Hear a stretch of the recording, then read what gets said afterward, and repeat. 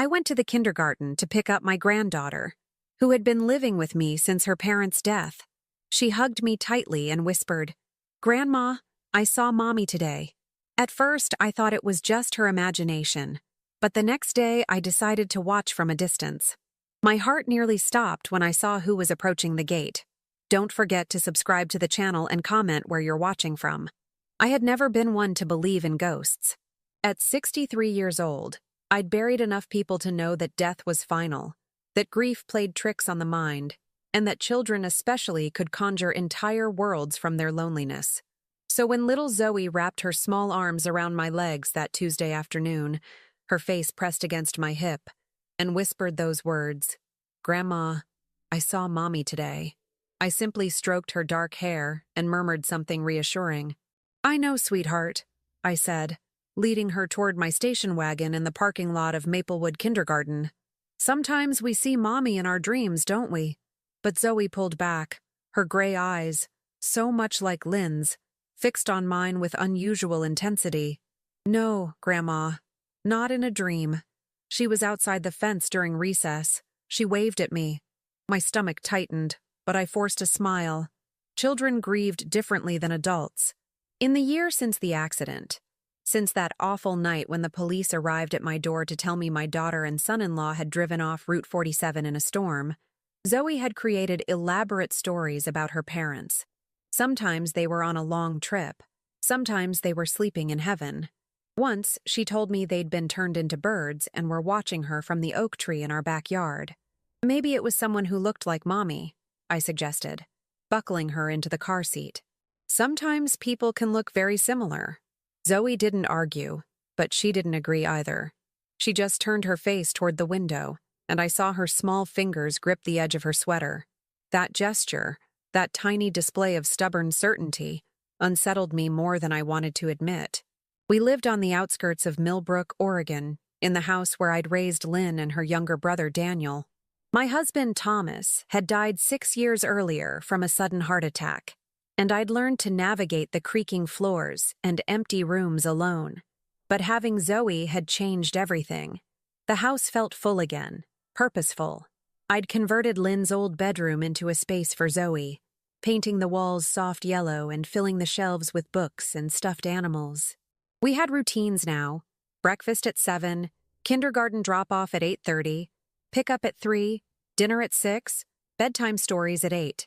Structure kept us both afloat. That evening, as I stirred vegetable soup on the stove, Zoe sat at the kitchen table coloring. I watched her from the corner of my eye, noting the deliberate strokes of her crayon, the way she chewed her bottom lip in concentration, another gesture inherited from Lynn.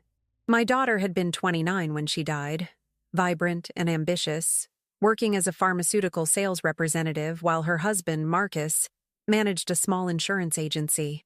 They'd seemed happy, though I'd noticed strain in their marriage during those last few months. Lynn had grown distant, distracted. When I'd asked if everything was all right, she'd simply smiled and said, "Just work stress, Mom." Now she was gone. They both were. The closed casket funeral had been held on a rainy October morning, with fewer attendees than I'd expected. Marcus's family had flown in from Pennsylvania, grief-stricken and angry, as if someone needed to be blamed. My son Daniel had delivered a halting eulogy, his voice breaking. And through it all, Zoe had sat beside me, silent and small, clutching a stuffed rabbit. "Grandma," Zoe's voice pulled me back to the present. "Why can't dead people come back?" I turned off the stove and carried 2 bowls to the table. "Well, honey, that's just how life works. When someone dies, their body stops working. They can't walk or talk or see us anymore. But what if they didn't really die?" The spoon slipped from my hand, clattering against the table. "What do you mean?" Zoe looked up at me, her expression impossibly serious for a 5-year-old. "What if everyone just thought they died, but they didn't?" I forced myself to breathe normally. "Zoe, sweetheart, we had a funeral. We said goodbye. But the boxes were closed," she said. "We didn't see them." She was right, of course. The accident had been catastrophic. The car had rolled multiple times before landing in a ravine. The coroner had advised against viewing the bodies, and in my shock and grief, I'd simply agreed. It had seemed like the merciful choice at the time. Even so, I said carefully, many people saw what happened. The police, the doctors, they wouldn't make a mistake about something like that. Zoe returned to her coloring, but I could tell she wasn't convinced. And truthfully, neither was I anymore. Not because I believed the dead could return, but because children didn't usually fabricate such specific details. A wave. Outside the fence. During recess. That night, after tucking Zoe into bed and reading 3 chapters of Charlotte's Web, I sat in the kitchen with a cup of tea and tried to rationalize what she'd told me. Perhaps another parent bore a resemblance to Lynn. Perhaps Zoe, desperate for her mother, had projected familiar features onto a stranger's face. Perhaps I should simply let it go. But I couldn't.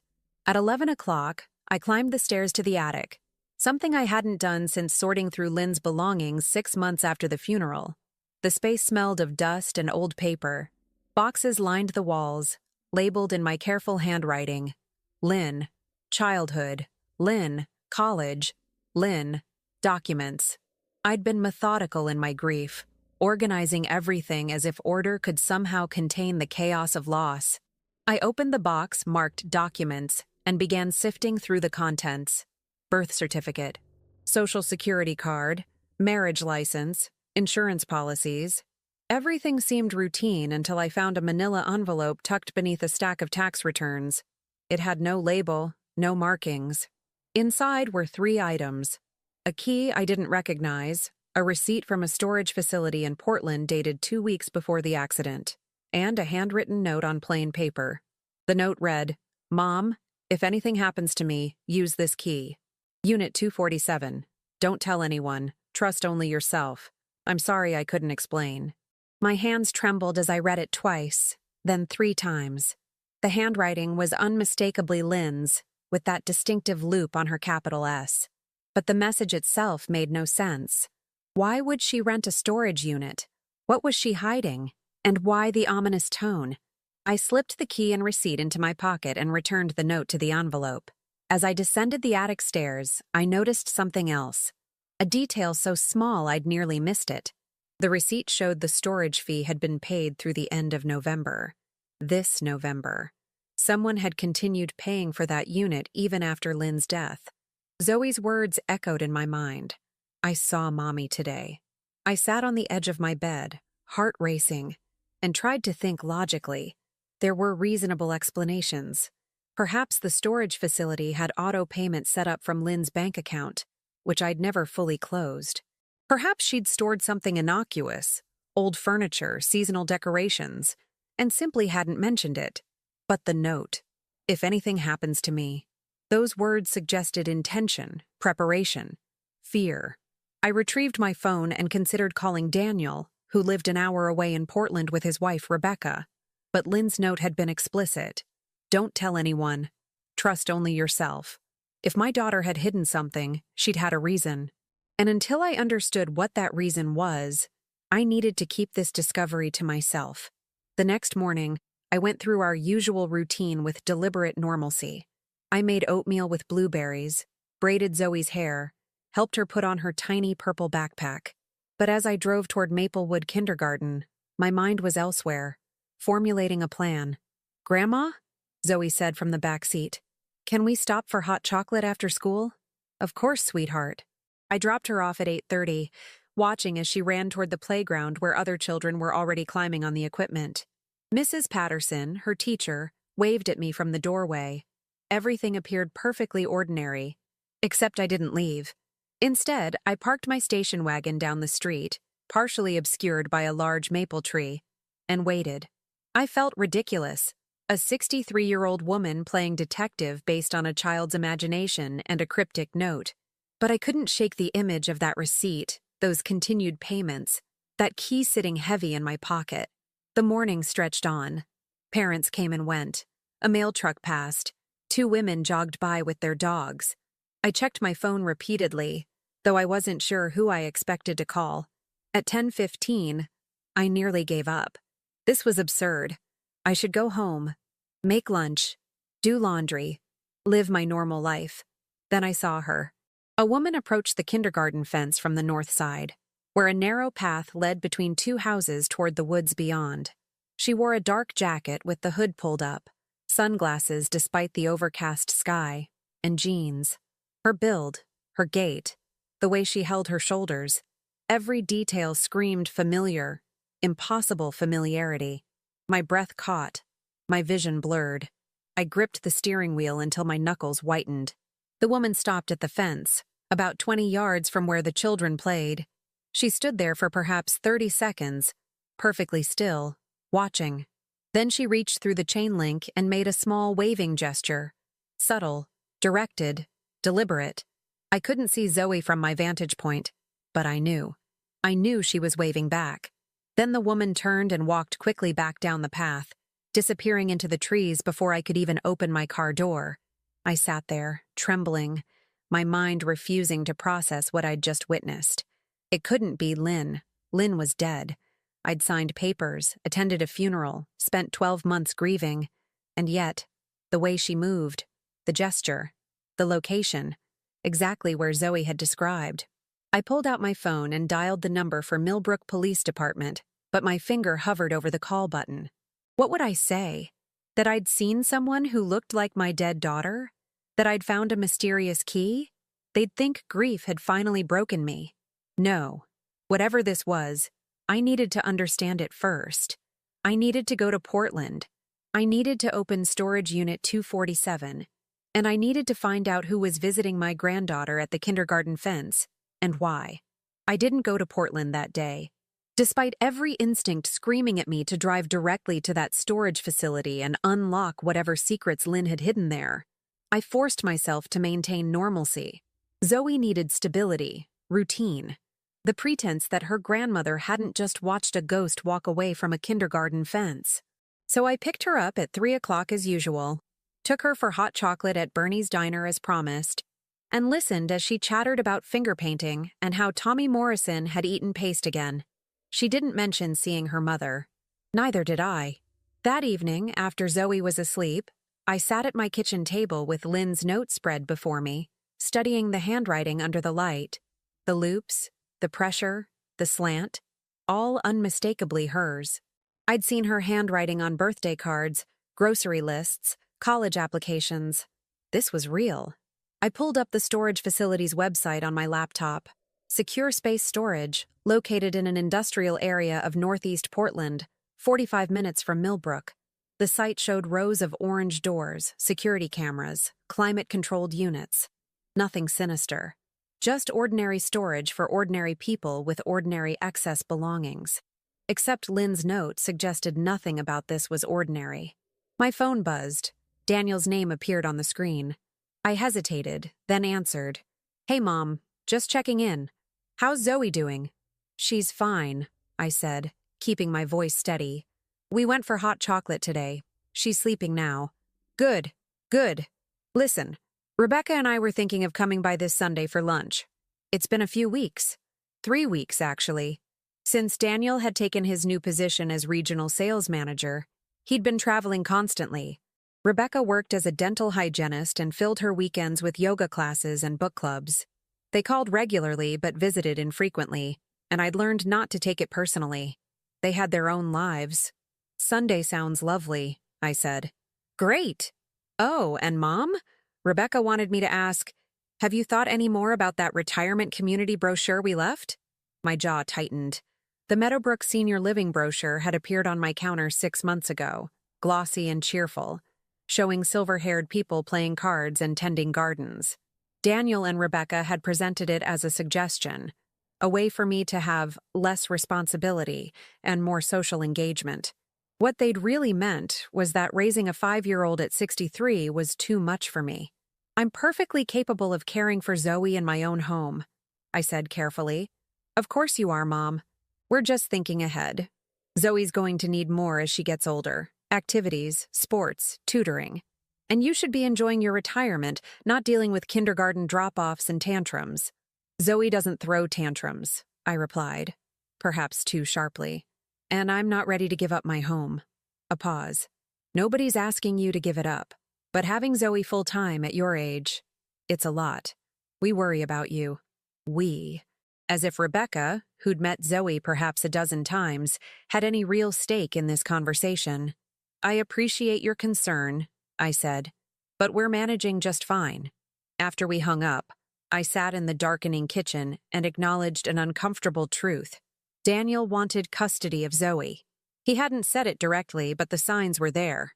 The retirement community suggestion. The frequent questions about whether I needed help. The way Rebecca had recently started asking Zoe about her favorite foods and colors, as if collecting data. Lynn had made me Zoe's guardian in her will. She'd been explicit about it, had updated the documents just 3 months before the accident. At the time, I'd assumed it was simple pragmatism. Grandmothers were the logical choice when parents couldn't be there. But now, holding this cryptic note and that mysterious key, I wondered if Lynn had known something. If she'd been protecting Zoe not just from death, but from something else. The next morning, I called Daniel back. I need you to watch Zoe this Saturday, I said. Just for the day. I have some errands in Portland. Portland? What kind of errands? Personal ones. Medical appointments. The lie came easily, surprisingly so. Another pause. Is everything okay? Are you sick? I'm fine. Just routine checkups. I'd rather not drag Zoe along. Sure, of course. We'll pick her up Saturday morning. Maybe take her to the zoo. Thank you. I hung up before he could ask more questions. Saturday arrived with cold rain and gray skies. Daniel and Rebecca collected Zoe at 9 o'clock. Rebecca's smile a shade too bright as she buckled Zoe into their expensive SUV. We'll have her back by 6, Daniel said. Call if you need anything. I waved from the porch until they turned the corner, then immediately grabbed my coat and keys. The drive to Portland felt longer than usual, the rhythmic slap of windshield wipers marking time as I rehearsed what I might find. Documents, probably. Maybe financial records or legal papers Lynn had wanted kept private. Perhaps evidence of marital problems with Marcus, affairs, arguments, plans for divorce. But that didn't explain the continued payments. Dead people didn't maintain storage units. Secure space storage sat between a tire warehouse and a Chinese restaurant, an ugly concrete building surrounded by chain-link fencing.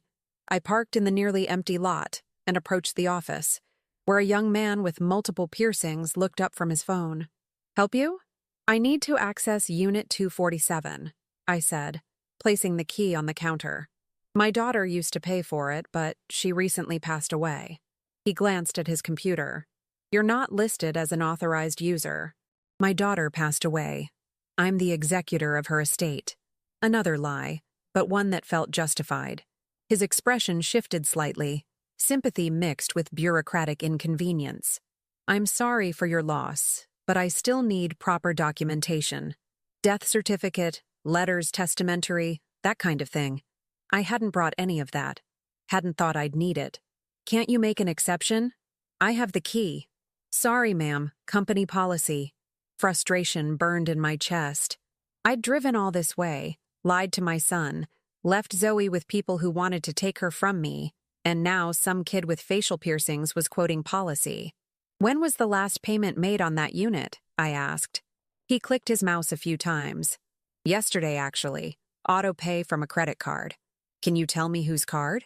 Can't give out that information either. I stared at him, and he had the grace to look uncomfortable. Look, he said, lowering his voice. I get it. But if you don't have the right papers, there's nothing I can do. Come back with a death certificate and executor documents and we'll get you in. I left feeling defeated and angry. At the rules, at Lynn for leaving this mystery, at myself for being naive enough to think this would be simple. As I walked to my car, my phone buzzed with a text from an unknown number. Stop looking. For Zoe's sake. My blood went cold.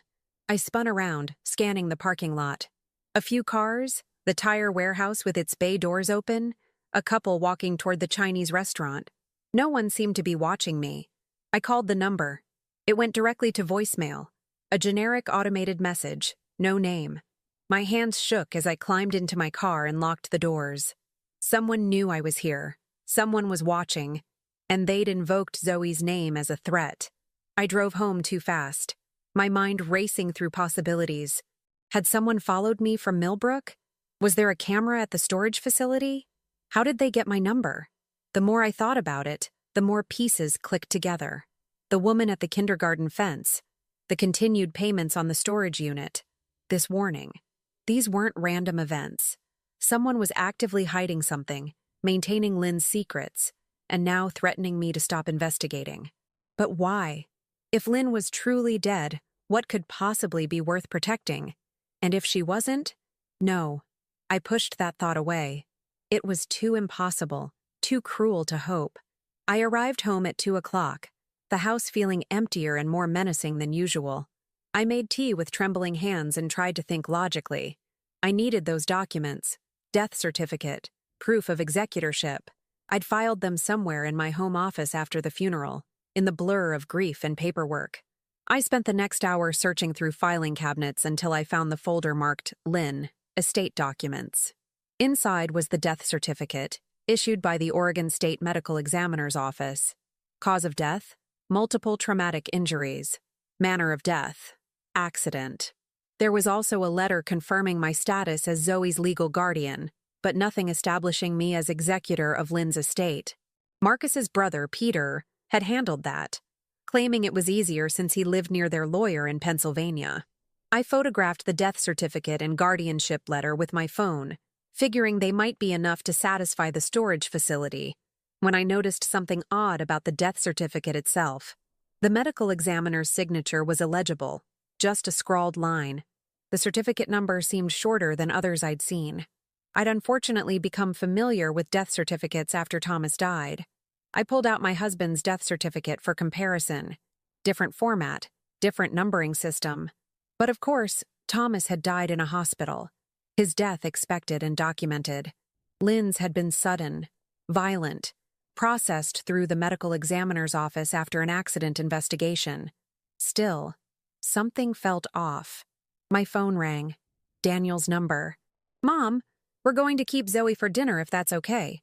Maybe bring her back around 8? She's having a great time." "That's fine," I said, though unease prickled along my spine. "Put her on the phone for a second? She's in the bathroom with Rebecca. I'll have her call you in a bit." He hung up before I could insist.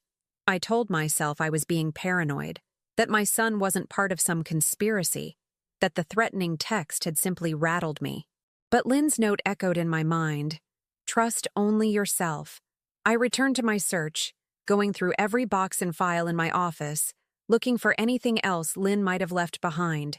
In a folder of Zoe's kindergarten enrollment papers, I found a business card tucked into the back pocket. Detective James Rivera, Portland Police Bureau, Homicide Division. My stomach dropped. Why would Lynn have a homicide detective's card? I flipped it over. On the back, in Lynn's handwriting. Didn't believe me. Try later. Detective Rivera's business card sat on my kitchen table like an accusation. I stared at it while my tea grew cold, trying to construct a narrative that made sense. Lynn had contacted a homicide detective. The detective hadn't believed her about something. She'd planned to try again later. But later never came. I picked up my phone 3 times before finally dialing the number on the card. It rang 4 times before a gravelly voice answered. Rivera. "Detective, my name is Darlene Lowy. I'm calling about my daughter, Lynn Lowy. I believe she may have contacted you about a year ago." A long pause. Lowy. "Yeah, I remember. I'm sorry for your loss, Mrs. Lowy. I heard about the accident." "What did she tell you when she came to see you?" Another pause, longer this time. "Ma'am, I'm not sure I should discuss that. It was an ongoing conversation, and nothing ever came of it." "Please," I said, hearing the desperation in my voice. "I found your card in her belongings. She wrote that you didn't believe her. I need to know what she said." I heard him sigh, the sound of a chair creaking. "She came to me about 6 weeks before she died. Said she'd witnessed something at her workplace, Farm Health Solutions. She claimed she'd seen her supervisor meeting with someone in the parking garage late one night, exchanging packages. She thought it might be drug diversion, maybe opioids being sold illegally." My heart hammered. "What did you do?" "I asked for evidence. Photos, documentation, names, dates. She didn't have any of that. Just what she'd seen once, late at night when she'd forgotten her laptop. She said the supervisor, a guy named Trevor Marsh, threatened her the next day, told her she'd misunderstood what she saw, that she should keep quiet if she knew what was good for her. And you didn't investigate? Mrs. Lowy, I deal with actual homicides. Bodies, crime scenes, evidence. What your daughter described was corporate misconduct at best, possibly something for the DEA. I gave her the contact information for the pharmacy board and suggested she document everything if she wanted to pursue it. She seemed frustrated when she left. Did she come back? No. And then I heard about the accident a few weeks later. His tone shifted, became gentler. Look, I felt bad about it, but I had 5 open murder cases on my desk. I couldn't chase down a possible drug theft based on one person's account of a parking garage meeting. What if it wasn't an accident? The words tumbled out before I could stop them. Silence stretched between us. When Rivera spoke again, his voice was careful, professional. The accident was investigated by Oregon State Police. Single vehicle, weather conditions, dangerous curve. There was nothing suspicious about it. Did they check the car? The brakes? The steering? I don't know the details of their investigation. But Mrs. Lowy, if you're suggesting what I think you're suggesting, you need more than a hunch. Do you have any evidence that your daughter's death was anything other than an accident? I thought of the woman at the fence, the storage unit, the threatening text, but how could I explain those without sounding unhinged? No, I admitted. Not yet. Then my advice is to let it go. Grief can make us see conspiracies where there are only coincidences. Your daughter was worried about something at work, but that doesn't mean— Thank you for your time, Detective. I hung up before he could finish. My hands were shaking again, but this time from anger rather than fear. He'd dismissed Lynn just like he was dismissing me now. Just like everyone would if I told them what I suspected. I pulled up Farm Health Solutions on my laptop. It was a mid-sized pharmaceutical distributor based in Portland, supplying hospitals and clinics throughout the Pacific Northwest. The website showed smiling employees, testimonials about excellent service, awards for industry excellence. Trevor Marsh was listed as Director of Operations, his photo showing a man in his 40s with salt and pepper hair and an easy smile. I clicked through the company's news section and found something from 8 months ago. Farm Health Solutions assists DEA in breaking drug diversion ring. The article described how the company had cooperated with federal agents to identify employees who'd been stealing opioids and selling them on the black market. 2 warehouse workers and a delivery driver had been arrested, but not Trevor Marsh. He'd been quoted in the article, praising his team's vigilance and cooperation with law enforcement. I sat back, my mind reeling. If Lynn had witnessed Marsh involved in drug diversion, and then Marsh had helped bust lower-level employees, what did that mean? Had he thrown subordinates under the bus to protect himself? Had Lynn's death been arranged to silence her before she could expose him? The sound of a car in my driveway jolted me from my thoughts. I glanced at the clock, 7:30. Daniel was bringing Zoe home early. I quickly gathered the papers on my table, shoving them into a drawer as headlights swept across my kitchen windows. But when I looked out, my stomach clenched. It wasn't Daniel's SUV. It was a silver sedan I didn't recognize. A woman emerged from the driver's side. She wore the same dark jacket and sunglasses I'd seen at the kindergarten fence, and as she walked toward my front door, every muscle in my body tensed. I grabbed my phone, finger hovering over 911 when the doorbell rang. Mrs. Lowy? The voice was muffled through the door. I need to talk to you. It's about Lynn. My throat went dry. Who are you? Please, I don't have much time. They might have followed me. Against every instinct of self-preservation, I opened the door but kept the chain lock engaged. Through the gap, I could see her face now, and the resemblance to Lynn was stunning. Same bone structure, same nose, same mouth, but her eyes were different, harder, and she was older, maybe mid-30s. My name is Jennifer Dawson, she said quickly. Lynn and I work together at Farm Health. I'm the one who's been paying for the storage unit. I'm the one who's been visiting Zoe. Why? My voice came out as a whisper. Because Lynn asked me to. Before she died, she made me promise that if anything happened to her, I'd watch over Zoe. Make sure she was safe. She didn't trust Marcus's family, and she was worried about— About what? Jennifer glanced over her shoulder at the empty street. Can I come in? Please, I'll explain everything, but not out here. I should have said no. I should have called the police.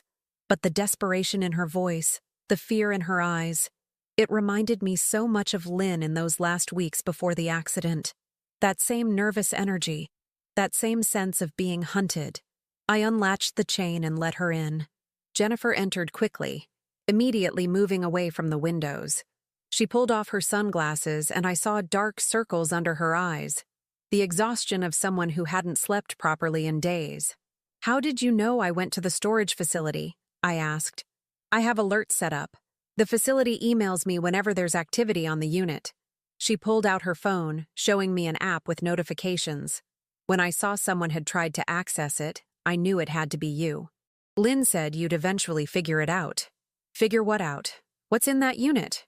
"Documents, evidence. Everything Lynn collected about Trevor Marsh and what he was doing at Farm Health. She was building a case, trying to get enough proof to go to the DEA. But before she could... The accident."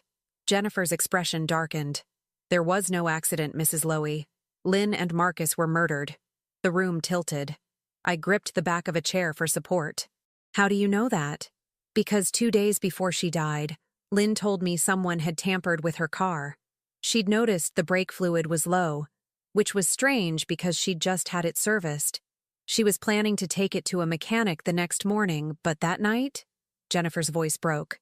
"That night, she and Marcus went to dinner.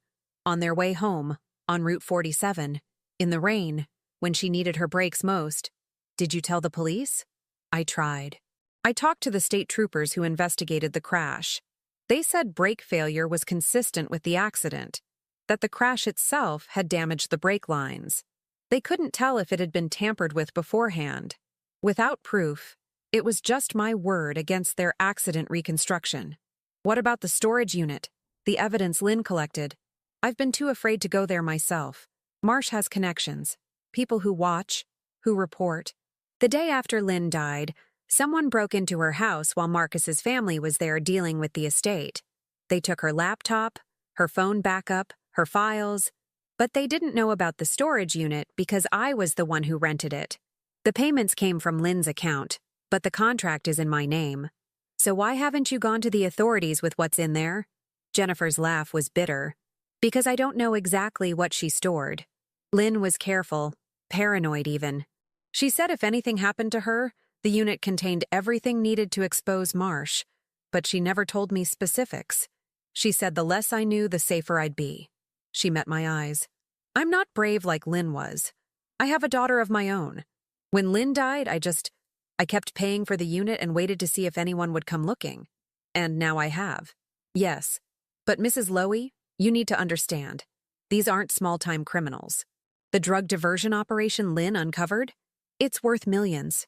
Marsh has partners, connections to organized distribution networks, people who kill to protect that kind of money." A sound outside made us both freeze. Car doors slamming. Jennifer moved to the window and peered out through the curtains, then swore under her breath. "What is it?" "Silver Honda, 2 men inside. They were parked down the street when I arrived. I thought maybe I was being paranoid, but..." She turned to me, her face pale. "Do you have a back door?" "Yes, but you need to get to that storage unit before they do. Take the key, go tonight, get everything Lynn stored there. It's the only way you'll have leverage, the only way to keep yourself and Zoe safe. I can't get in without proper documentation. The facility? Go at night. The office closes at 9, but the gate code is 4792. The units aren't individually alarmed. You can get in with just the key. That's breaking and entering. That's survival." Jennifer pressed a piece of paper into my hand. "An address. This is where I'm staying. A motel outside Portland. If you get the documents, bring them there. We'll figure out together what to do next." "Why should I trust you?" She pulled something from her jacket pocket. A photograph. It showed her and Lynn together, both in Farm Health polo shirts, smiling at some company event. On the back, Lynn had written, "Jennifer, the only one I trust." Before I could respond, headlights swept across the front window. Daniel's SUV pulled into the driveway. "I have to go," Jennifer said, moving toward the back door. "Get to that unit tonight, please. If they realize you're looking into this, They'll come for Zoe next. She slipped out the back door just as I heard Zoe's voice from the front porch, chattering about the zoo. I shoved the photograph and address into my pocket and forced my face into a smile as Daniel opened the door. "Mom? You okay? You look pale." "Just tired," I said, kneeling to hug Zoe, who launched into an excited description of the elephant exhibit. But over her head, I saw Daniel's expression: concerned, suspicious, calculating. And I realized with cold certainty that I was surrounded by people whose loyalties I couldn't trust. Everyone except a 5-year-old girl who still believed her mother might come back. And maybe, in some terrible way, she was right. Daniel didn't leave immediately. That was the first sign something was wrong. Usually he'd drop Zoe off with a quick hug and a promise to call, always rushing back to Portland for some meeting or obligation. But tonight, he lingered in my doorway, hands in his pockets, eyes scanning my living room as if taking inventory. "You sure you're feeling okay, Mom? You seem distracted." "I'm fine, just a long day." I kept my voice light while Zoe disappeared upstairs to her bedroom. "Thank you for taking her. She clearly had a wonderful time." "Yeah, about that." Daniel stepped inside without being invited. "Rebecca and I have been talking. We think it might be good for Zoe to spend more time with us. Maybe start with weekends, work up to longer stays." My chest tightened. "Zoe is perfectly happy here." "Is she?" "Because her teacher mentioned something concerning at parent-teacher conferences last week. I attended those conferences. Mrs. Patterson said Zoe was doing well. She also said Zoe's been telling stories about seeing Lynn, that she's been withdrawn during group activities, asking strange questions about death and whether people can come back." Daniel's expression was sympathetic, but his words felt like weapons. "It's not healthy, Mom. She needs stability, professional help maybe. A child psychologist." "Every grieving child processes loss differently. Mrs. Patterson and I discussed this." "Did you discuss that Zoe told another kid her mother visits her at the fence? That she waves at her from the woods?" Daniel's voice rose slightly. "Other parents are starting to talk. They're worried Zoe is having delusions, and honestly, I'm worried about whether you're equipped to handle this." Heat flooded my face. I am perfectly capable of caring for my granddaughter. At 63, raising a traumatized 5-year-old alone? Mom, be realistic. You're exhausted all the time. You forgot Zoe's field trip permission slip last month, and now she's having these episodes. They're not episodes. She's working through grief. Or she's picking up on your grief and it's making her unstable. Daniel softened his tone, moving closer. "I'm not trying to hurt you. I'm trying to help. You've been through so much. Losing Dad, then Lynn and Marcus. Maybe it's too much.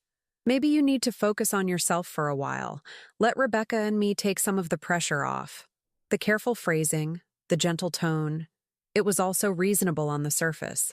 But underneath, I heard the real message. "You're too old, too fragile, too broken. Give us Zoe." "Lynn made me her guardian for a reason," I said quietly. "Lynn made that decision when she was alive. She couldn't have known—" He stopped himself, but the implication hung in the air. "She couldn't have known she'd die and leave you alone with this responsibility." From upstairs came the sound of Zoe singing, her small voice carrying through the old house. Daniel glanced toward the stairs, and I saw something in his face. Determination mixed with impatience. This wasn't just concern. This was a plan already in motion. "I think you should leave now," I said. "Mom, thank you for watching Zoe today. We'll see you Sunday for lunch as planned." Daniel studied me for a long moment, then nodded slowly. "Okay, but we're going to continue this conversation. Rebecca's already contacted a family lawyer just to understand our options. For Zoe's sake." The threat was clear. He left, and I locked the door behind him, my hands trembling with anger and fear. A family lawyer. They were building a case for custody, documenting every small mistake, every sign that I couldn't manage. And the worst part? I couldn't tell them the truth. Couldn't explain that Zoe wasn't delusional, that someone who looked like Lynn really was visiting the kindergarten fence, that there were secrets and threats and storage units full of evidence. Because saying any of that would only prove their point. That grief had broken me. I waited until Zoe was asleep before I made my decision. At 10 o'clock, I pulled on dark clothes and grabbed a flashlight, Lynn's key heavy in my pocket. The drive to Portland felt surreal, my headlights cutting through fog that had rolled in from the coast. Every set of headlights behind me felt like pursuit. Every dark car, a potential threat. Secure space storage was mostly dark when I arrived, just security lights illuminating the parking lot. The office windows were black. I drove past once, circling the block, looking for that silver Honda Jennifer had mentioned. Nothing obvious, but that didn't mean I wasn't being watched. I parked near the entrance and approached the gate, punching in the code Jennifer had given me, 4792. The gate rolled open with a mechanical grinding sound that seemed impossibly loud in the quiet night. I slipped through quickly, following the unit numbers painted on the concrete walls. Unit 247 was in the back corner, away from the security lights. I fumbled with the key, my hands shaking, until finally the padlock clicked open. The metal door rolled up with a shriek that made me wince. Inside was smaller than I'd expected, maybe 8 feet by 10. A single bare bulb hung from the ceiling, operated by a pull chain. When I turned it on, I saw 3 cardboard boxes, neatly labeled in Lynn's handwriting: Farm Health, Financials, Farm Health, Correspondence, Farm Health, Evidence. I started with the evidence box. Inside were USB drives, a small digital camera, printed photographs, and a notebook filled with Lynn's meticulous handwriting. The photos showed Trevor Marsh in various locations: parking garages, warehouse loading docks, restaurants. In several, he was meeting with men I didn't recognize, exchanging what looked like packages or envelopes. The notebook was more disturbing. Lynn had documented everything: dates, times, license plate numbers, overheard conversations. One entry from 14 months ago read, TM met with Victor at warehouse 3 a.m. Loaded 6 boxes from secure storage into personal vehicle. Boxes matched shipment reported as damaged, destroyed in system. Called V by name. Victor Reeves, same Victor from accounting. Another entry, weeks later. Confirmed Victor Reeves, senior accountant. Cross-referenced destroyed inventory reports with his login times. System shows destruction approval at times VR was logged out. Someone using his credentials? I photographed page after page with my phone, hands steadier now that I was focused on a task. The financials box contained spreadsheets showing discrepancies between inventory received and inventory distributed. Thousands of pills, oxycodone, hydrocodone, fentanyl, disappearing from the system, marked as damaged or expired, but with no proper disposal documentation. The correspondence box held emails Lynn had printed, many marked confidential. I was halfway through photographing them when I heard it. Voices outside, getting closer. I killed the light and crouched behind the boxes, heart hammering. Through the gap under the rolled-up door, I saw flashlight beams sweeping the corridor between units. Told you someone was here. Gate activity shows an entry 10 minutes ago. Could be anyone. People access units at night all the time. Not this section. These are all paid up. Nobody's behind on rent. Whoever's here came looking for something specific. The voices grew louder. I pressed myself against the back wall, barely breathing. The flashlight beams paused at the unit next to mine, then moved on. I waited, counting seconds that felt like hours, until the voices faded toward the front of the facility. I had to move fast. I couldn't carry all 3 boxes. Too obvious, too difficult to explain if stopped. I grabbed the evidence box and the USB drives from the other boxes, shoving everything into my jacket and a reusable shopping bag I'd brought. The notebooks and photographs went in first, the drives tucked into my pockets.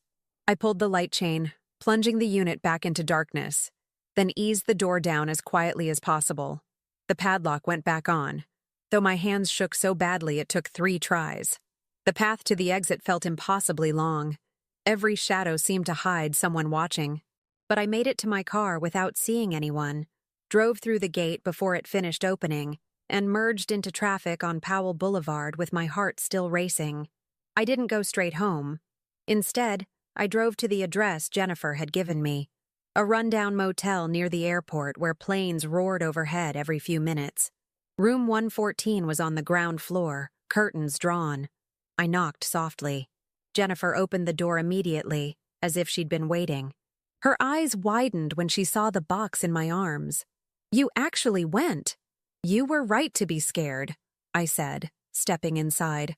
The room smelled of cigarette smoke and cheap air freshener. There were security guards or someone looking around. They knew someone had accessed the facility. Jennifer locked the door and pulled the curtains tighter. "Did they see you?" "I don't think so." We spread the contents of the box across the bed. Jennifer's hands trembled as she flipped through the notebook, her face growing paler with each page. I knew it was bad, but this... She held up a photograph of Trevor Marsh meeting with a man in an expensive suit outside a downtown Portland restaurant. "That's Marcus." I stared at the photo. "What?" "Your son-in-law, Marcus. Lynn's husband." Jennifer pointed to the timestamp in the corner. "This was taken 3 weeks before the accident." The room spun. I grabbed the photo, studying Marcus's face. It was definitely him, smiling at Trevor Marsh like they were old friends, shaking hands over what appeared to be a briefcase exchange. Lynn never mentioned... I couldn't finish the sentence. Jennifer pulled out another photo, this one showing Marcus inside what looked like a pharmacy or medical office, talking to someone behind a counter. Lynn suspected Marcus was helping Marsh set up distribution points. Small clinics, independent pharmacies, places that would accept diverted drugs and pass them along to street dealers. She couldn't prove it, but she was getting close. That's why she updated her will. Why she made me Zoe's guardian instead of Marcus's family. She was protecting Zoe from all of them. The Lowies, Marcus's brother Peter, who suddenly appeared to handle the estate, all of it. Jennifer met my eyes. "Mrs. Lowy, what if the accident wasn't random? What if both Lynn and Marcus were targets? Lynn because she knew too much. Marcus because he'd become a liability." My phone buzzed. A text from Daniel. "Need to talk tomorrow morning. Important. Coming by at 9 a.m. Then another text from an unknown number. "You took something that doesn't belong to you. Return it, or there will be consequences." I showed Jennifer both messages. She swore quietly. "They know. The security guards must have called it in, reported the unit activity. How would they know it was me? The facility probably has cameras. Even with the office closed, they record plate numbers at the gate." Jennifer started gathering the papers back into the box. "You can't keep this at your house. Daniel's coming tomorrow. What if he searches? What if he's working with them? Daniel's my son. He's not... He's trying to take Zoe from you." Right when you're getting close to the truth about what happened to Lynn. Jennifer's expression was grim. Maybe that's a coincidence. Or maybe someone told him to keep you distracted, to make you seem unstable so whatever you claim about Lynn's death won't be believed. I wanted to argue, to defend Daniel, to insist my own son wouldn't betray me. But I thought about his sudden interest in custody, his documented concerns about my capabilities, his lawyer consultations. The timing was too convenient. What do I do? First, we hide this evidence somewhere safe. Then tomorrow, when Daniel comes, you act normal. Tired, maybe a little scattered, but cooperative. Let him think he's winning. And then? Then we find out who killed Lynn and Marcus, and we make sure they can't hurt Zoe. I drove home at 2 a.m, the evidence box now hidden in Jennifer's motel closet. My house was dark and quiet. Zoe sleeping peacefully upstairs, unaware that her grandmother had just committed breaking and entering to uncover proof that her parents had been murdered. I made tea I didn't drink and sat in my kitchen, watching the sky lighten toward dawn. Lynn's notebook entry echoed in my mind. If I'm right about this, everyone I trust is lying. Even Marcus. Especially Marcus. My daughter had died knowing her husband was part of the conspiracy. Had she confronted him? Was that why they were both killed? Lynn for what she knew. Marcus for what he might reveal? At 8:30, I heard Zoe stirring upstairs. I climbed the stairs feeling decades older than 63, plastered on a smile, and helped her choose clothes for the day. "Can we make pancakes?" she asked. "Of course, sweetheart." At precisely 9 o'clock, Daniel's SUV pulled into the driveway, but he wasn't alone. Rebecca emerged from the passenger side, and from the back seat came a woman I didn't recognize, professionally dressed, carrying a leather briefcase. Through the window, I watched them approach, and I knew with cold certainty that this wasn't a conversation. This was an intervention. I opened the door before they could knock, keeping my expression neutral despite the adrenaline coursing through my veins. Zoe stood behind me, clutching her stuffed rabbit, curious about the unexpected visitors. Daniel, Rebecca, I wasn't expecting a crowd. The woman with the briefcase stepped forward, offering a practiced smile that didn't reach her eyes. Mrs. Lowy, I'm Christine Valdez, a family advocate with social services. Your son asked me to stop by this morning for a wellness check. The words hit like a physical blow, but I'd learned from Lynn's notebook how to hide my reactions. A wellness check? I see. Please, come in. I led them to the living room, acutely aware of Zoe pressed against my leg. Rebecca immediately moved toward her with exaggerated warmth. Zoe, sweetheart, why don't you come with Aunt Rebecca? We can color in the kitchen while the grown-ups talk. I want to stay with Grandma, Zoe said quietly. It's okay, honey, I said, stroking her hair. Go with Rebecca. I'll be right here. Rebecca took Zoe's hand, guiding her toward the kitchen with a backward glance that was equal parts sympathy and triumph. The message was clear. See how much she trusts us? Christine Valdez settled on my sofa, pulling out a tablet. Mrs. Lowy, I want to assure you this isn't adversarial. We're simply here to ensure Zoe is in a safe, stable environment. Your son has expressed concerns about your ability to provide adequate care given your age and Zoe's recent behavioral issues. Zoe is a grieving child working through trauma. That's not a behavioral issue. She's been telling classmates she sees her dead mother, Daniel interjected. She's withdrawn, anxious. Mrs. Patterson documented it in her weekly reports.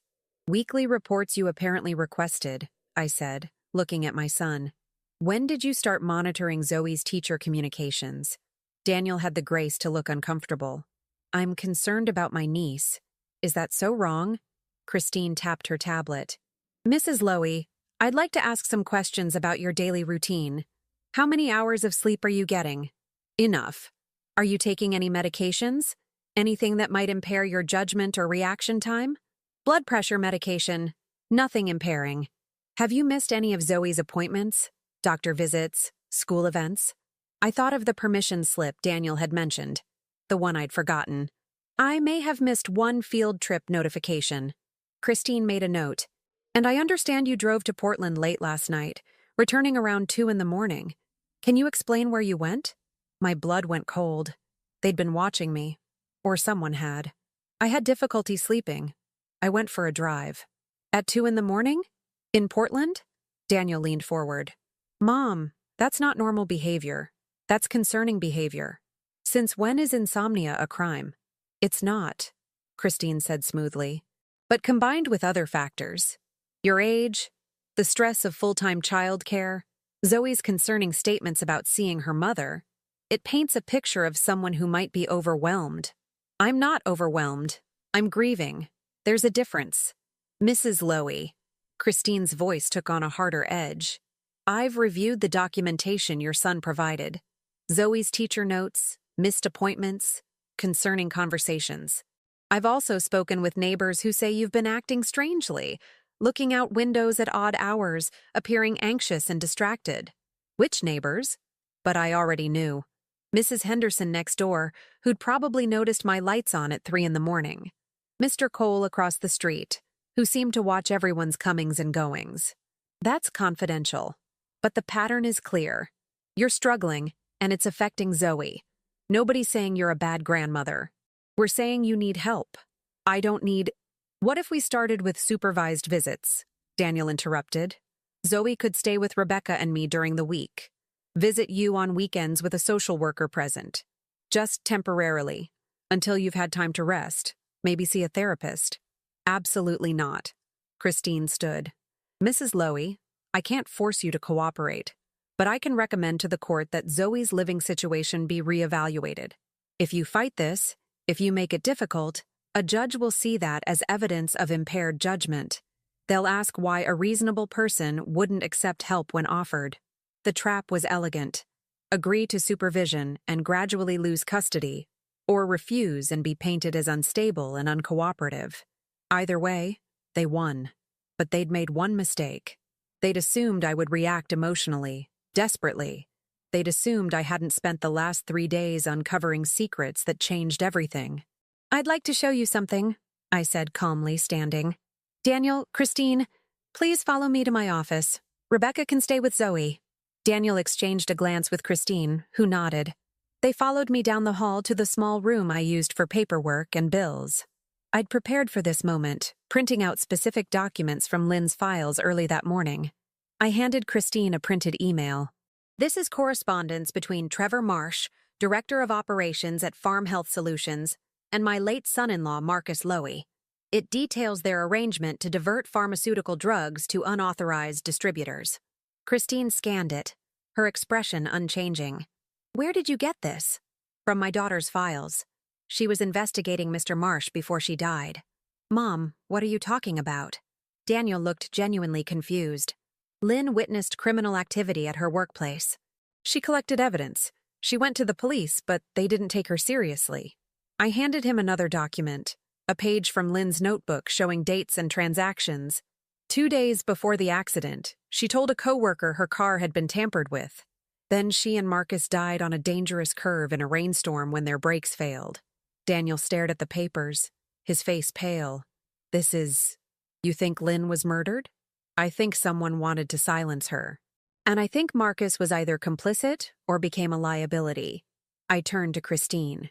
"You want to talk about Zoe's well-being? Let's talk about why people are threatening me to stop investigating her parents' deaths. Let's talk about why I received a text last night warning me there would be consequences for looking into this."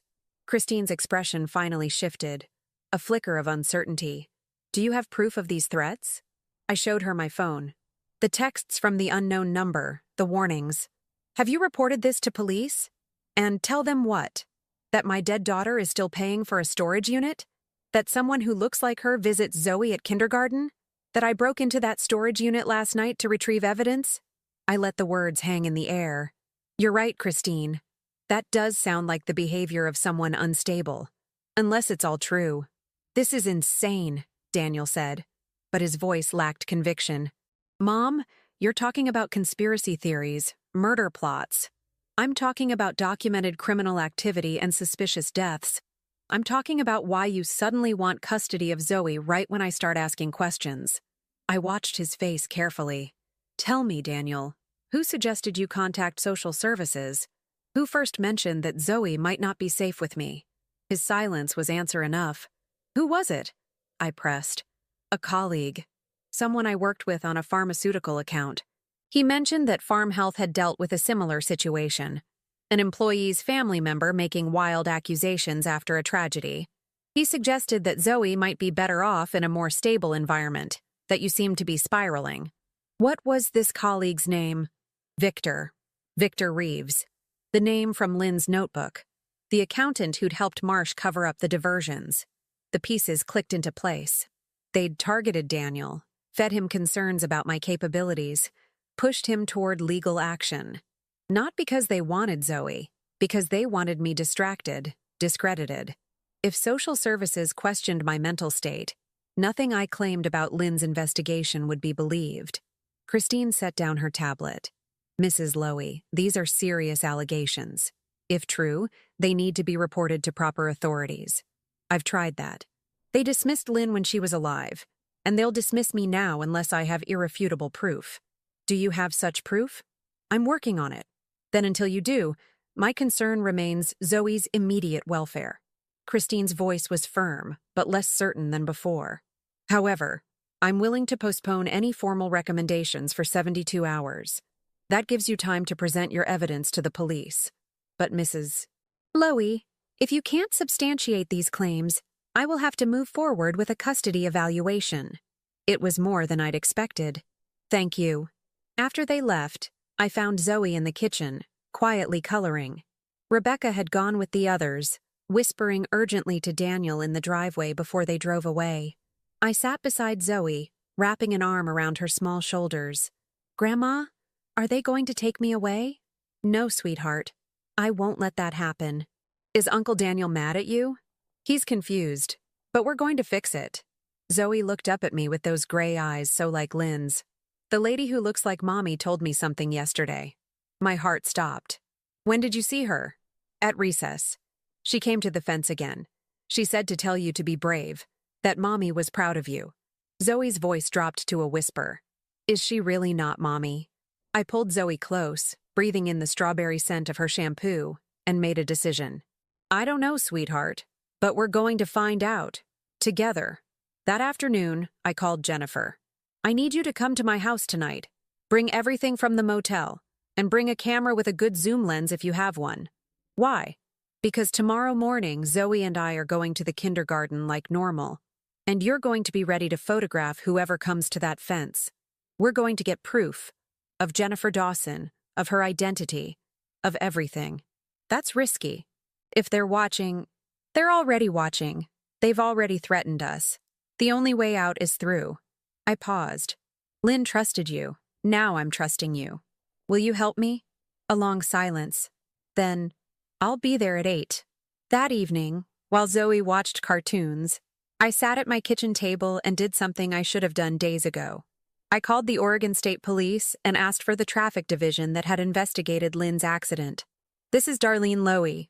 You investigated a single-vehicle fatality on Route 47 approximately 1 year ago. My daughter, Lynn Lowy, and her husband, Marcus. I need to know, was the vehicle examined for mechanical tampering? The officer who answered sounded young, uncertain. Ma'am, I'd need to pull the file. Can I call you back? Please, it's important. He called back 20 minutes later. Mrs. Lowy, I reviewed the file. The vehicle was totaled in the crash.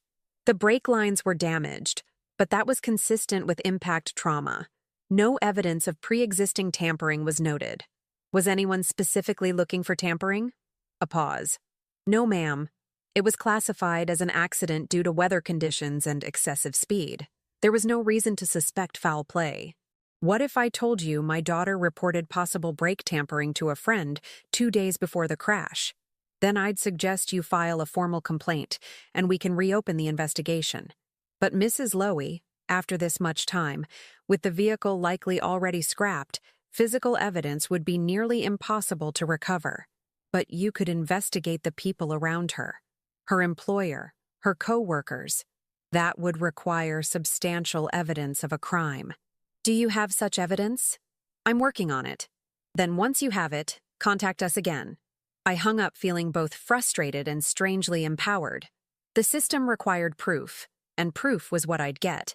Jennifer arrived at 8 o'clock with 2 canvas bags full of documents and a professional-looking camera with a telephoto lens. I used to do wedding photography, she explained, setting up at my dining room table. Before Farm Health, before all this.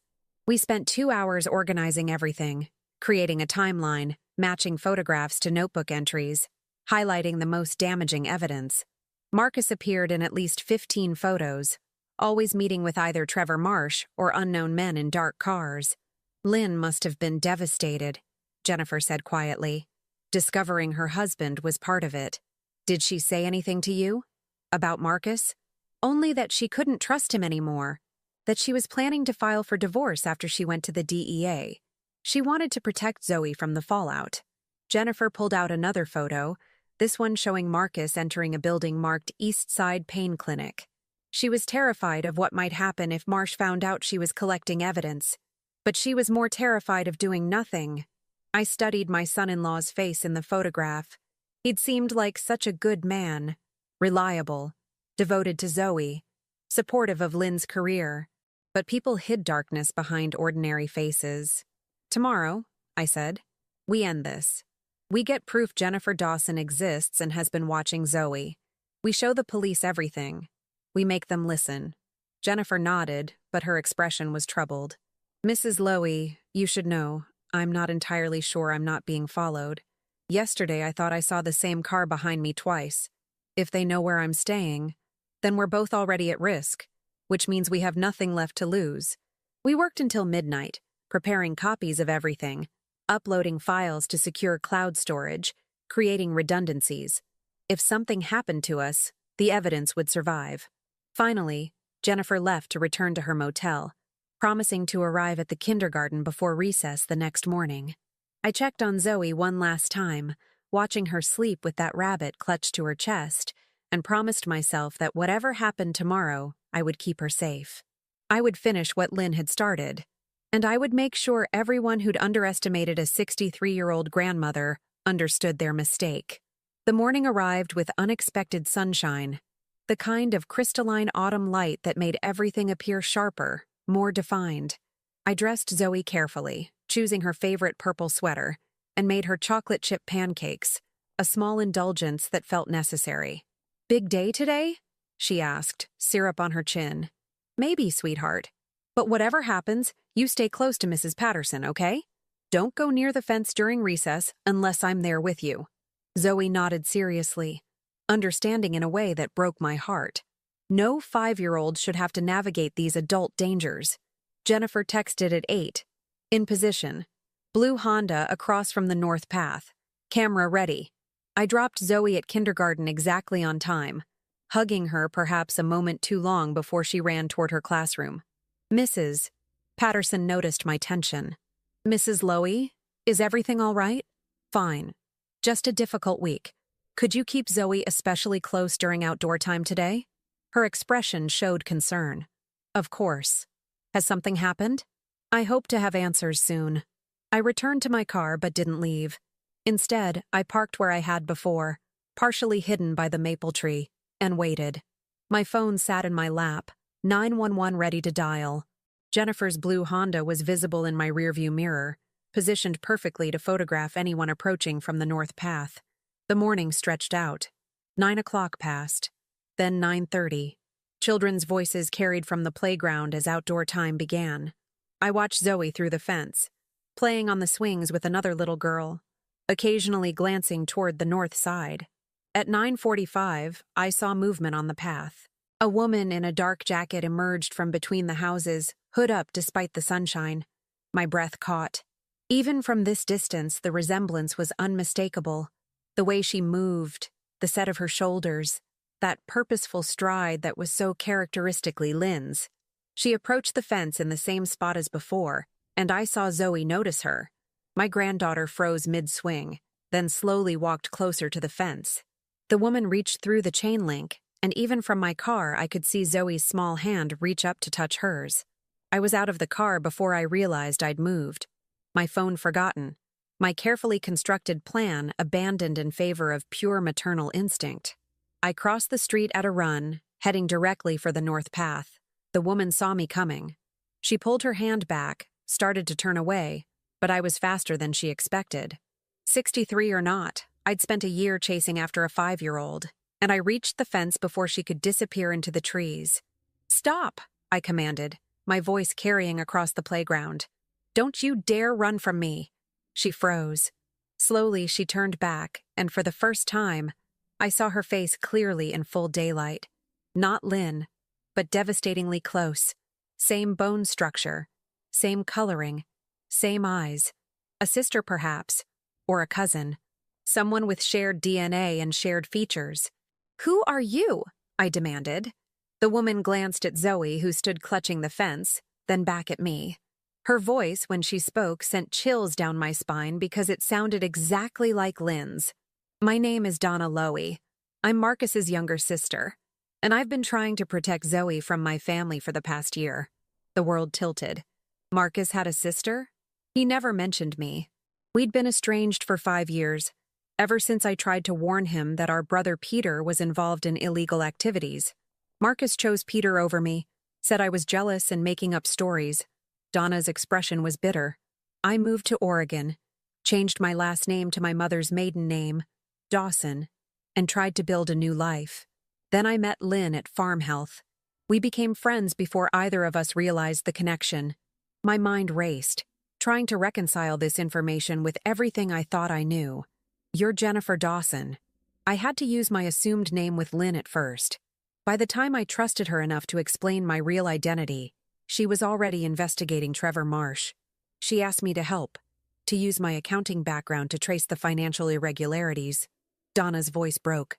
I should have stopped her, should have convinced her to just quit, to walk away. But she was so determined to do the right thing. "You knew Marcus was involved." "Not at first. Neither did Lynn. She thought she was investigating Marsh and maybe a few corrupt employees. Then she found evidence of Marcus's meetings, his role in setting up distribution networks. Donna looked at Zoe, who was listening to every word with those solemn gray eyes. Lynn was going to divorce him and take Zoe. She'd already filed the papers, kept them hidden. That's why she updated her will so quickly. She wanted to make sure that if anything happened, Zoe wouldn't go to the Lowy family. But the accident wasn't an accident. Lynn knew it wouldn't be. She called me the night before she died, terrified. She said Marcus had discovered her investigation, that he'd threatened her. She said if anything happened, I should watch over Zoe, make sure the Lowys didn't get custody. Donna's eyes filled with tears. She said to trust only you, that you were stronger than anyone realized. Behind me, I heard footsteps. Mrs. Patterson approaching with concern written across her face. Another teacher just behind her. But I was focused on something else Donna had said. Marcus discovered the investigation, so he tampered with the car. No. I think he told Peter, and Peter told Marsh. I think they meant to kill Lynn and frame it as an accident. But Marcus was collateral damage. He'd become a liability the moment Lynn confronted him. Donna pulled an envelope from her jacket. This is a letter Lynn gave me a week before she died. She said if anything happened, I should give it to you when you were ready. I've been waiting for you to start asking the right questions. I took the envelope with shaking hands. Lynn's handwriting across the front. For Mom, when you understand. Mrs. Lowy? Mrs. Patterson had reached us now, along with another teacher. Is there a problem? Should I call security? No, I said. Everything's fine. This is Zoe's aunt. We're just having a family discussion. I opened the envelope. Inside was a single page in Lynn's precise script. Mom, if you're reading this, I'm probably gone. I'm sorry for the secrets, for the danger, for making you the one who has to protect Zoe. I know you think of yourself as just an ordinary woman, too old, too soft, too set in your ways. But you're the strongest person I know. You survived losing Dad. You kept our family together through everything, and I know you'll keep Zoe safe. Marcus isn't the man I thought he was. His family isn't what they appear to be. Peter Lowy is involved in drug trafficking through legitimate pharmaceutical channels. Marcus helped him set up the networks. When I discovered this, when I tried to confront Marcus, he told me I didn't understand what I was risking. He said people who threatened Peter's operation didn't survive. I've collected evidence. Donna has copies of everything. Use it wisely. Trust the DEA, not local police. There might be corruption. Trust Donna. She's been trying to escape her family for years, and she understands the danger. Most importantly, don't let anyone take Zoe. The Lowys will try. They'll claim you're too old, too overwhelmed, incompetent. They'll use the system against you.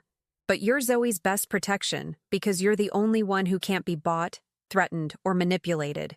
You love her purely, completely without agenda. I'm sorry I couldn't tell you all this while I was alive. I was trying to protect you by keeping you ignorant. But if you're reading this, ignorance isn't protection anymore. Be the warrior I know you are. I love you. Lynn. I read it twice, tears blurring the words. When I looked up, Donna was watching me with an expression of painful hope. She really believed in you, Donna said quietly. Every time we discussed contingency plans, she kept saying, "My mother will figure it out. She's smarter than anyone gives her credit for." I folded the letter carefully and looked at Zoe through the fence. My granddaughter who'd been right all along. She had seen her mother, or the closest thing to her mother that remained. Someone who looked like Lynn, who carried Lynn's DNA, who'd promised to protect Zoe the way Lynn would have. What do we do now? I asked. Donna pulled out her phone. Now we call Special Agent Linda Yates with the DEA. She's been investigating pharmaceutical diversion in the Pacific Northwest for 2 years. I contacted her 3 months ago and gave her preliminary information, but she needed more evidence before she could move on people as connected as the Lowys and Trevor Marsh. Do we have enough now? With Lynn's documentation and what I've been able to add? Yes. The storage unit alone contains enough evidence for multiple federal indictments. But Mrs. Lowy, Darlene, you need to understand what this means. When the DEA moves, it's going to become public. Zoe's father will be exposed as a criminal. Daniel might face questions about his connection to Victor Reeves. Your family will be torn apart publicly. I thought of Daniel's face yesterday, his confusion when I'd mentioned the investigation. Whatever Victor Reeves had told him, I didn't believe my son was knowingly complicit. He'd been manipulated, used as a tool to distract and discredit me. My family was torn apart the moment someone killed Lynn, I said. This is about truth now, about justice. Donna nodded and made the call. Within 20 minutes, a black SUV pulled up, and a woman in a navy blazer emerged. Special Agent Morrison. She was younger than I'd expected, maybe 40, with intelligent eyes and an air of competence. We sat in Mrs. Patterson's office while she reviewed the documents Donna and I had brought. Zoe stayed in her classroom, supervised by teachers who'd been told only that there was a family situation being resolved. This is substantial, Agent Morrison said finally. With this documentation, I can get warrants for Trevor Marsh, Peter Lowy, and at least 8 other individuals in the distribution network. She looked at me. Mrs. Lowy, I want to be clear. Your son-in-law Marcus was involved in serious federal crimes. When this becomes public, I understand, but he also died because of those crimes. He was as much a victim as Lynn in the end. Perhaps. We'll investigate fully. She turned to Donna. Ms. Lowy, you'll need to provide formal testimony. That means your identity will be revealed. Your family will know where you are. Donna's face paled, but she nodded. Zoe's safety is worth it. Everything is worth that. Agent Morrison coordinated with local police to provide protection while the investigation proceeded. Over the next 3 days, arrests were made. Trevor Marsh taken from his office in handcuffs, Peter Lowy apprehended at the Philadelphia airport attempting to flee, Victor Reeves found trying to destroy financial records at Farm Health. Daniel called me the morning after Victor's arrest, his voice shaken. Mom, I didn't know. I swear I didn't know what Victor was involved in. He seemed like a legitimate consultant, and when he mentioned concerns about Zoe, about you seeming overwhelmed, I thought he was being helpful. I know, I said, and I meant it. You were manipulated, Daniel. We all were. Can I come see Zoe? See you? Not yet. Give us time. But Daniel? I softened my voice. Thank you for backing down with social services. Christine Valdez told me you called and withdrew your concerns. After what you showed me yesterday, how could I not? I was ashamed I'd ever doubted you. 2 weeks later, the story broke nationally. Pharmaceutical diversion ring. Broken. Multiple arrests following year-long DEA investigation. Lynn's name appeared in the articles, described as a courageous whistleblower whose evidence had helped crack the case.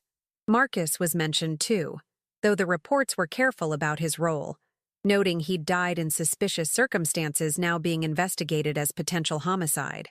Donna, who'd legally reclaimed her Lowy name in court, moved into a small apartment in Millbrook.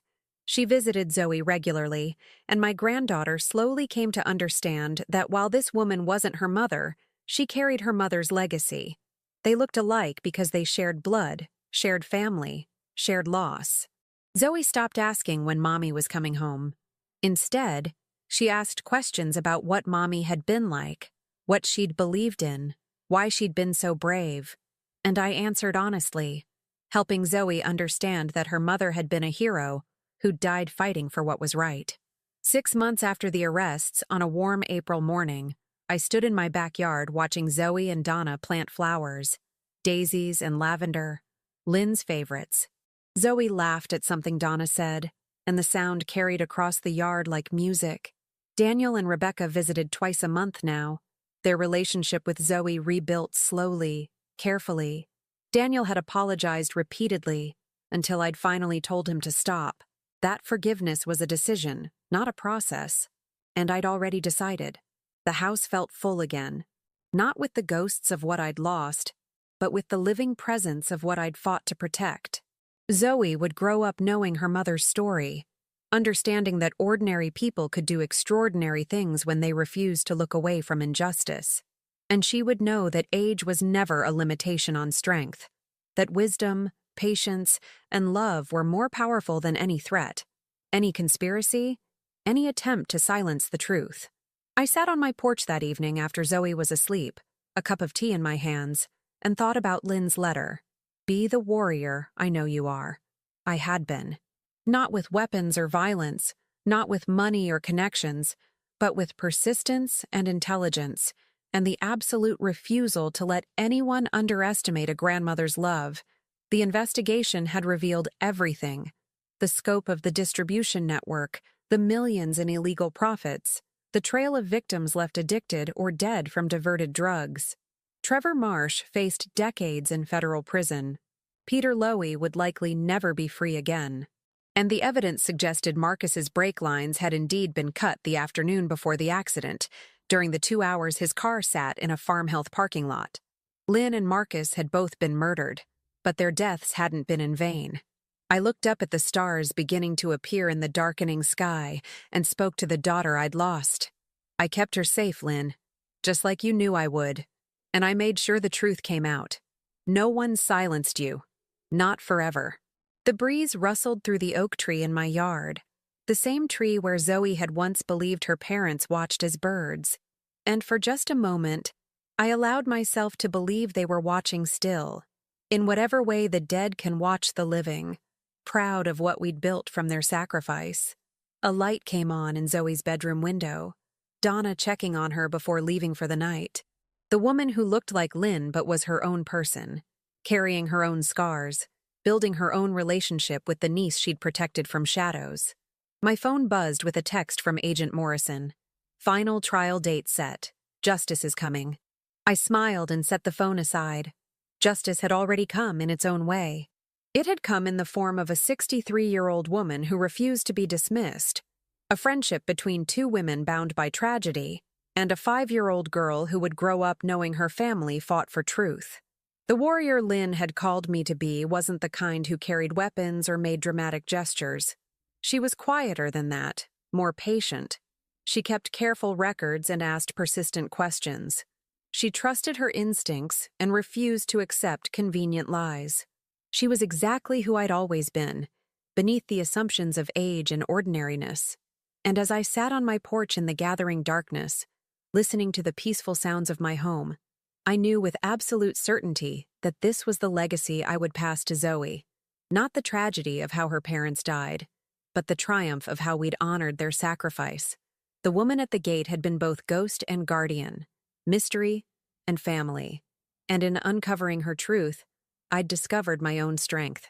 Some victories don't come with fanfare.